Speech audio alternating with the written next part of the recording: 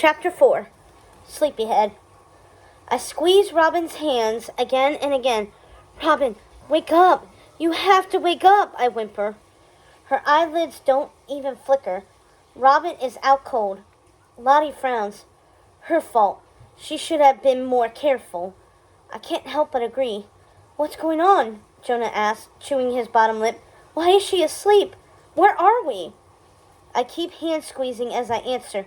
"We're in the story of Sleeping Beauty, and Robin pricked herself on the pointy part of the sewing contraption, and she's obviously sound asleep." "Does that mean we mess up the story?" Jonah asks. "I don't know," I snap. Just because Jonah didn't pay attention to our Nana's stories doesn't mean I should have to explain everything to him all the time. Let's try and wake her up. "Robin, wake up!" I yell again, an inch from her face. "You two better be quiet," Lottie snaps. "The princess is about to come in here, and she needs to prick her finger." I ball my hands into fists. "We need to help our friend. Do you know how to wake her up?" "She's not my problem," Lottie retorts, "and you need to get out of the way." "We're not going anywhere," I insist, putting my fists on my hips. "No way am I leaving Robin." "Then you better hide so the princess doesn't see you, and be quiet." I grab Jonah by the hand and we crouch between the curved wall and the bed. "Who's Lottie?" he asks. Who is Lottie? If we're in Sleeping Beauty and Lottie is a villain, then she is probably the evil fairy? I squeeze my brother's hand. This could be dangerous. "What makes the evil fairy evil?" my brother asks. "Can you tell me the whole story, please?" I sigh.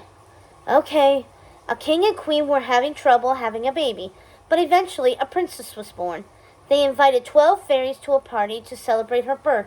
All the fairies in the kingdom except for one." He shakes his head solemnly. "That wasn't very nice." "It certainly wasn't," Lottie pipes in.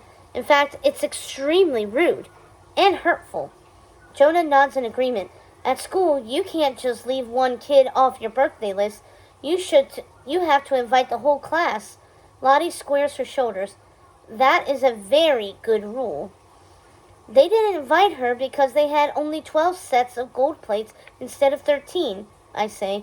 "I don't know why they couldn't just use paper plates, but anyway, each fairy gave the princess a magical gift." Jonah's eyes widen. "Like what? Real crocodiles that know karate?" I snort. "No, useful things like courage and kindness, intelligence and beauty. The ability to play the piano." "I can already play the piano," Jonah remarks. "Chopsticks does not count," I counter. He juts out his chin. "Does so." "Enough," Lottie says. "You guys are way too loud." I tell the rest of the story in whispers, close to Jonah's ear so Lottie can't hear. The 11th fairy had just gotten her gift when the 13th fairy, Lottie I guess, stormed into the party all mad at being overlooked. She said she had a gift for the princess. When the princess turned 15, she'd prick her finger on a spindle and die. I pause, realizing something. "Oh, right. That's what the pointy part is called, the spindle." "That's the worst birthday present ever," Jonah whispers. His breath smells like marshmallows. Did he not brush his teeth after s'mores? Apparently, my brother needs a lesson on proper dental hygiene. Where was I? Oh, right. Luckily, the 12th fairy hadn't had her turn yet. She said she couldn't undo the other older fairy's spell. The 13th fairy was really old and powerful, but she could soften it. She said that instead of dying when she pricked herself, the princess would fall into a deep sleep. After 100 years, a prince would wake her up. The king and queen still didn't want that to happen, though, so they banned all spindles from the kingdom. "Not all of them," Jonah motions to the one in front of us. "Good point," I whisper back. Then I try to stretch my legs. My feet are tingling. Seems like this one slipped through their fingers. Anyway, one day when Sleeping Beauty was 15, she was exploring the palace. She went into a tower and saw the spindle. She pricked her finger by accident and fell into a deep sleep, and everyone in the castle fell asleep too. No one took care of the palace, and it became overgrown with vines and leaves. 100 years later, a prince cut through them all and found Sleeping Beauty. He kissed her and woke her up. Everyone else in the family woke up too, and they lived happily ever after, Jonas says. I figured. So what do you think is going to happen next? Is Sleeping Beauty going to show up now and accidentally prick her finger and then fall asleep next to Robin? The bed is pretty small. I guess so. Clump, clump, clump. Lottie perks up. Someone's coming up the stairs, Jonah exclaims. Shh! Lottie hisses in our direction. So what do? Jonah asks. Do we let her prick her finger like she's supposed to? I guess so, I say. She gets a happy ending. Might as well leave it as it is.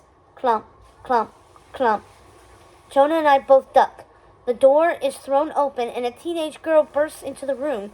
She has straight blonde hair, pale skin, pink cheeks, and big blue eyes. She's tall but delicate looking. She looks a lot like the Sleeping Beauty on my jewelry box, except here she's awake. She's wearing a red dress singed at the waist with a sparkly gold sash. She's also wearing a gold crown. She has a determined look on her face. Hello, Lottie says to the princess super casually. Her pretend smile returns, looking just as fake as it did before. You must be the princess. Come on in. Any second now, the princess is going to approach the spindle and accidentally prick her finger. Then the story can go on the way it's supposed to. We'll just have to figure out how to wake up Robin. The princess opened her mouth to speak. I expect her to say something like, oh, what could that be? Or, I've never seen that before. Maybe I should touch it.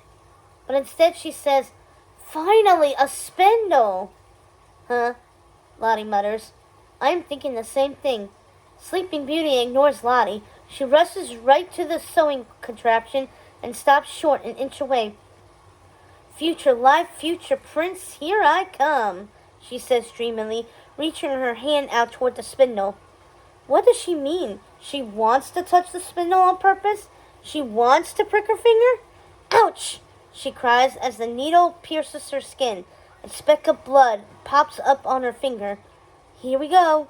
I stay in my hiding spot and wait for her to swoon into a deep sleep.